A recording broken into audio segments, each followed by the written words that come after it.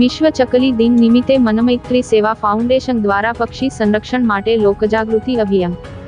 ભરૂચની અબોલ જીવો માટે કાર્ય કરતી જીવદયા સંસ્થા મનમૈત્રી સેવા ફાઉન્ડેશન દ્વારા વિશ્વ ચકલી દિનની ઉજવણી અંતર્ગત તારીખ 20મી માર્ચ ગુરુવારના રોજ નારાયણ વિદ્યા વિહાર ખાતે પક્ષી સંરક્ષણ માટે લોકજાગૃતિ અભિયાન સાથે કુંડા વિતરણનું આયોજન કરવામાં આવ્યું હતું. મનમૈત્રી સેવા ફાઉન્ડેશનના સંસ્થાપકોએ પક્ષી સંરક્ષણ માટે પ્રકૃતિમૈત્રી દ્રષ્ટિકોણ અપનાવવા અને ચકલીઓ માટે અનુકૂળ પર્યાવરણ ઊભું કરવા માટે જનજાગૃતિના સંદેશ સાથે આ અભિયાનને સમર્પિત કર્યું.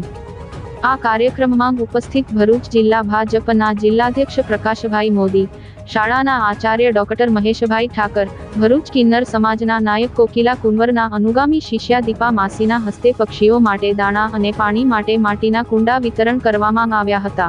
આ પ્રસંગે નિવૃત્ત શિક્ષણાધિકારી કલ્પનાબહેન ઉનડકટ ખાસ અતિથિ તરીકે ઉપસ્થિત રહ્યા સાથે 250 જેટલા શિક્ષકો, વાલીઓ, નાગરિકો અને આમંત્રિત મહેમાનોની ઉત્સાહી હાજરીમાં આ સંવેદનાત્મક કાર્યક્રમ યોજાયો હતો.